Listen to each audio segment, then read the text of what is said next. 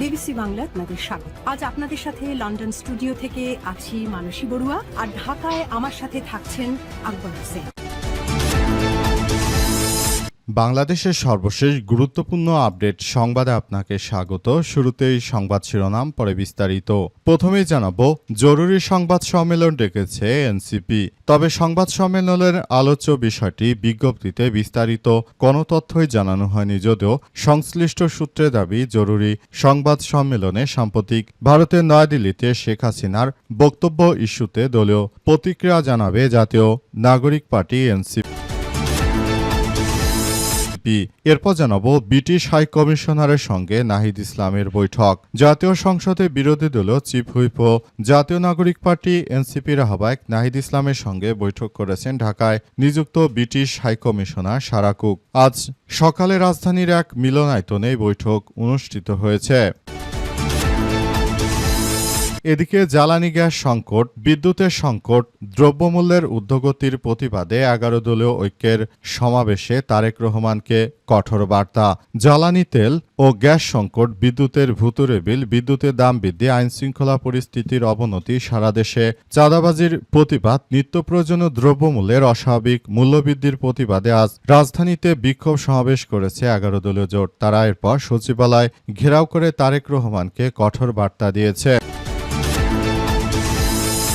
জানাবো, চ্যানেল 24কে নাহিদ ইসলামের সাক্ষাৎকার। আগামী 10 বছরের মধ্যে সরকার গঠনের সক্ষমতার বার্তা এনসিপির। আগামী 10 বছরের মতো সরকার গঠনের সক্ষমতা অর্জনের লক্ষ্য নির্ধারণ করেছে জাতীয় নাগরিক পার্টি এনসিপি। দলটির আহ্বায়ক নাহিদ ইসলাম বলেছেন, শুধু রাষ্ট্র ক্ষমতা যা নয়, এই সময়ের মধ্যে এনসিপিকে একটি প্রতিষ্ঠিত রাজনৈতিক শক্তি হিসেবে গড়ে তোলা এবং জুলাই গণ অভ্যুত্থানের দাবিগুলো বাস্তবায়ন করাই হচ্ছে তাদের একমাত্র লক্ষ্য। এবং সর্বশেষ জানাবো, হুতিদের ক্ষেপণাস্ত্র হামলায় 30 ইয়েমেনি সেনা নিহত, আহত 15। ইয়েমেনের হাদ্রামাউত ও মারিব প্রদেশে একাধিক সামরিক ক্যাম্পে ক্ষেপণাস্ত্র হামলা চালিয়েছে হুতি বিদ্রোহীরা। এতে ইয়েমেনের অন্তত 30 জন সেনা, 15 জন আহত হয়েছে এবং 30 জন নিহত হয়েছে। ইয়েমেনের সরকারি সূত্রের বরাদ্দে এই তথ্য নিশ্চিত করা হয়েছে। দর্শক, এতক্ষণ শুনছিলেন সংবাদ শিরোনাম, এবারে বিস্তারিত। তবে তার আগে বন্ধুরা, অনুরোধ থাকবে এই সংবাদটিতে একটি লাইক দিন। এই চ্যানেলে আপনি নতুন হয়ে থাকলে আমাদের সংবাদটি দেখতে দেখতে চ্যানেলটি সাবস্ক্রাইব করে রাখুন। কমেন্ট করে বন্ধুরা আপনার মূল্যবান মতামত জানিয়ে দিন আপনি বিশ্বের কোন দেশ থেকে বা বাংলাদেশের কোন স্থান থেকে আমাদের সংবাদটি দেখছেন এবং শুনছেন। আর বন্ধুরা, সংবাদটি আপনার সোশ্যাল মিডিয়া ফেসবুকে শেয়ার করে বন্ধুদেরও দেখার সুযোগ করে দিন। গাজা যুদ্ধে আপনি যদি নিরীহ ফিলিস্তিনিদের ভালোবেসে থাকেন বন্ধুরা, কমেন্টে ইয়েস লিখে পুরো বিশ্ববাসীকে আমাদের এই তাজা আপডেট সংবাদটি দেখার সুযোগ করে দিন।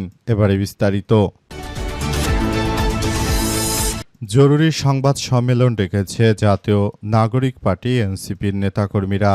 ভারতে বসে শেখ হাসিনা বাংলাদেশের বিরুদ্ধে যে উস্কানিমূলক বক্তব্য দিয়েছে সেগুলো নিয়ে দলীয় অবস্থান ব্যাখ্যা করার উদ্দেশ্যে জাতীয় নাগরিক পার্টির নেতাকর্মীরা তারা জরুরি বার্তা দিয়েছে। এ অবস্থায় জাতীয় নাগরিক পার্টি এনসিপির নেতৃত্ববৃন্দরা তারা নতুন করে তাদের অস্থায়ী কেন্দ্রীয় কার্যালয় রাজধানীর বাংলা মোটরে তারা অস্থায়ী কেন্দ্রীয় কার্যালয়ে বিক্ষোভ নতুন করে তারা বৈঠকের ডাক দিয়েছে এবং বৈঠকের মাধ্যমে শেখ হাসিনা ফ্যাসিস্টের বাংলাদেশের বিরুদ্ধে যে সন্ত্রাসী সংবাদ সম্মেলন সেগুলো সম্পর্কে তারা আসলে সবাইকে জানানোর উদ্দেশ্যে সবকিছু আসলে বলাবলি করছে। অবস্থায় শেখ হাসিনা আগামীতে বাংলাদেশে কি ধরনের সন্ত্রাসী করবে এবং কি সন্ত্রাসী কর্মকাণ্ড থেকে বাংলাদেশকে কিভাবে রক্ষা করা যায় সেসব বিষয়গুলো নিয়ে মূলত সবাইকে আরো বেশি সজাগ থাকার জন্য উদাত্ত আহ্বান জানানো হয়েছে।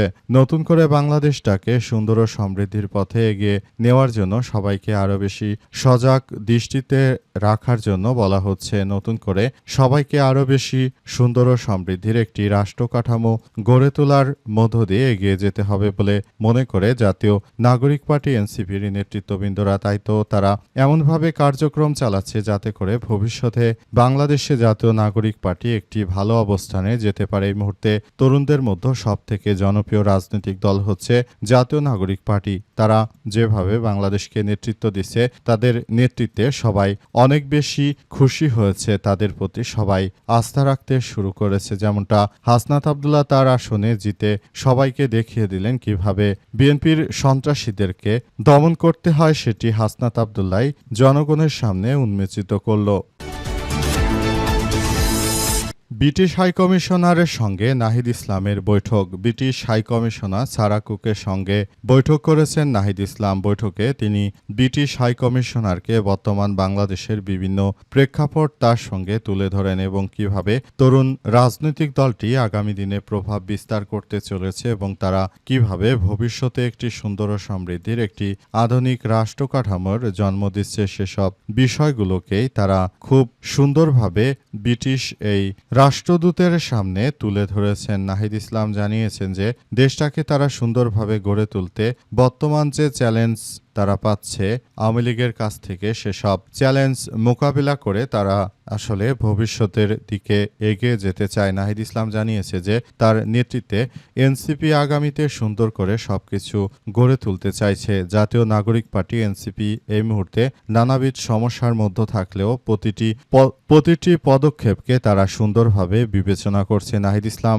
আরও জানিয়েছেন যে দেশটাকে একটি ভালো অবস্থানের দিকে নিয়ে যাওয়ার জন্য ভবিষ্যতে আমরা সব থেকে বড় ভূমিকা আমরা কার্যক্রম চালিয়ে যেতে চাই। আমরা দেশটাকে একটি সুন্দর ও সমৃদ্ধির রাষ্ট্র কাঠামোর দিকে আমরা এমনভাবে কার্যক্রম চালিয়ে যেতে চাই যেটা সবার জন্য আরও অনেক কিছু বয়ে আনবে। আমরা সেই বিষয়টিকে খুব গুরুত্ব সহকারে বাংলাদেশের দিকে আমরা এগিয়ে নিতে চাই বলে এমন কথা জানিয়েছেন তিনি। নাহিদ ইসলামের প্রতি তরুণদের যে সমর্থন, সেই সব বার্তাই তিনি খুব সুন্দরভাবে চালিয়ে যাওয়ার সিদ্ধান্ত গ্রহণ করেছেন।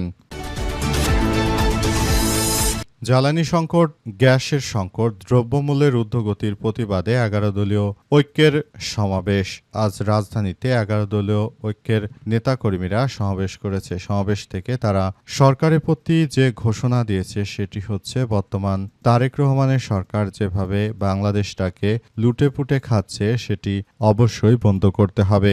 গ্যাসের মূল্যবৃদ্ধি, নিত্য প্রয়োজনীয় দ্রব্যমূল্যের যে মূল্যবৃদ্ধির ঘটনা ঘটেছে সেসব বিষয়গুলোকে খুব সুন্দরভাবে পরিস্থিতি সামাল দেওয়ার সর্বাত্মকভাবে কার্যক্রম চালিয়ে যেতে হবে। দেশটাকে সুন্দরভাবে গড়ে তোলার মধ্য দিয়ে সবাইকে এগিয়ে যেতে হবে। দেশটাকে একটি সুন্দর ও সমৃদ্ধির রাষ্ট্র কাঠামোর দিকে এগিয়ে নিয়ে যাওয়ার জন্য সবাইকে আরও বেশি ভূমিকা রাখতে হবে। বর্তমান সরকার আসলে যেভাবে দেশটাকে একটি ধ্বংসস্তূপের দিকে নিয়ে যাচ্ছে, প্রতি মাসে মাসে বিদ্যুতের দাম, গ্যাসের দাম বাড়াচ্ছে, সারা দেশে বিদ্যুৎ দিতে পারছে না, ফ্যাক্টরিগুলো বন্ধ হয়ে যাচ্ছে অবস্থায় সরকারের প্রতি তারা কঠোর হুঁশিয়ারি দিয়েছে 11 দলের নেতৃত্ববৃন্দরা। তারা বলেছে গ্যাস দে, বিদ্যুৎ দে, নইলে গদি ছেড়ে দে। যদি তোমরা গদিতে থাকো এবং দেশের জনগণের নিত্য প্রয়োজনীয় যে নিড রয়েছে সেগুলো যদি পূরণ করতে না পারো তাহলে বর্তমান বিএনপির আর ক্ষমতায় থাকার কোনো ধরনের অধিকার নেই। তাদেরকে ক্ষমতা ছেড়ে দিতে হবে বলে কঠোর হুঁশিয়ারি দেওয়া হয়েছে। জামাত ইসলামের আমি ডাক্তার শফিকুর রহমান জানিয়েছেন যে আমরা সরকারের কাছে বার্তা দিতে এসেছি। এ সময় সচিবালয়ের সঙ্গে 11 দলীয় ঐক্যের নেতাকর্মীদের ধস্তাধস্তি হয়। পুলিশের সদস্যরা তাদেরকে আটকে দেওয়ার চেষ্টা করে। আসলে তাদেরকে আটকে দেওয়ার চেষ্টা করলেও তারা শেষ পর্যন্ত আসলে এগিয়ে যায় এবং তারা শেষ পর্যন্ত তাদের কর্মসূচিকে খুব সুন্দরভাবে পরিচালিত করতে পেরেছে। জাতীয় নাগরিক পার্টি এনসিপি নেতা তিনি সরকারকে হুঁশিয়ারি দিয়ে নাহিদ ইসলাম জানিয়েছেন যে যদি আর 1 টাকাও গ্যাসের দাম বৃদ্ধি পায় তাহলে বর্তমান তারেক রহমানকে আর ক্ষমতায় রাখা হবে না, যে কোনো মূল্যে তাকে পতন করে দেওয়ার জন্য সর্বাত্মকভাবে কার্যক্রম চালানো হবে বলে এমন কথা হুঁশিয়ারি দিয়েছেন নাহিদ ইসলাম। নাহিদ ইসলামের এক হুঁশিয়ারিতে বর্তমান তারেক রহমানের অবস্থা খুব শোচনীয় পর্যায়ে চলে গেছে। চ্যানেল 24কে নাহিদ ইসলামের সাক্ষাৎকার। আগামী 10 বছরের মধ্যে সরকার গঠনের সক্ষমতার বার্তা এনসিপির। আগামী 10 বছরের মধ্যে জাতীয় নাগরিক পার্টি এনসিপির নেতৃত্ববৃন্দরা তারা এমন ধরনের কার্যক্রম চালিয়ে যাচ্ছে যেটি সবার জন্য খুবই ভালো কিছু বয়ে আনছে। নতুন বাংলাদেশটাকে তারা এমনভাবে পরিচালিত করতে চায় যেখানে সবাই জাতীয় নাগরিক পার্টি এনসিপির জন্য সবাই মুখে আছে। নতুন করে তারা আসলে এমন ধরনের কিছু কার্যক্রম চালিয়ে যেতে চায়, সেটা আমাদের জন্য এক ব্যাপক কার্যক্রম এর সৃষ্টি করতে পারে। নতুন করে বাংলাদেশটাকে এমন পর্যায়ে নিয়ে যেতে চায় জাতীয় নাগরিক পার্টি, সেটা আসলে আমাদের এমনভাবে কার্যক্রম চালানো উচিত যাতে করে আগামী 10 বছরের মধ্যে একটি সুন্দরভাবে রাষ্ট্র কাঠামো গড়ে তোলার মতো একটি সরকার প্রতিষ্ঠিত করতে পারে। জাতীয় নাগরিক পার্টি এনসিপি এই কথাই জানিয়েছেন নাহিদ ইসলাম। তিনি মনে করেন দেশটাকে সুন্দরভাবে গড়ে তোলা এবং দেশটাকে একটি ভালো অবস্থানে নিয়ে যাওয়ার জন্য সবাইকে একসঙ্গে কাজ করার মতো একটি ভালো অবস্থানে রয়েছে বর্তমান জাতীয় নাগরিক পার্টি এনসিপি। তারা দেশটাকে সুন্দরভাবে গড়ে তোলার মধ্য দিয়ে এগিয়ে যেতে চায়, সেজন্য তারা ব্যাপক কার্যক্রম চালাচ্ছে। জাতীয় নাগরিক পার্টি এনসিপির নেতৃত্ববৃন্দরা তারা শুধু নিজেদের কথা ভাবেনি, তারা পুরো দেশের কথা ভেবে শেখ হাসিনার মতো একজন স্বৈরাচার ফ্যাসিস্টকে বিদায় করেছে। এখন তারা যে জীবন পেয়েছে সেটি হচ্ছে বনাত জীবন, এবং তারাই বনাত জীবনে মূলত তারা আগামীতে একটি সুন্দর ও সমৃদ্ধির একটি রাষ্ট্র কাঠামো তারা গড়ে তুলতে চায়। এসব বিষয়গুলো সবাইকে খুব গুরুত্ব সহকারে দেখভাল করার কথা আসলে বলা হচ্ছে। এটি আসলে আমাদের জন্য খুবই গুরুত্বপূর্ণ একটি বিষয়।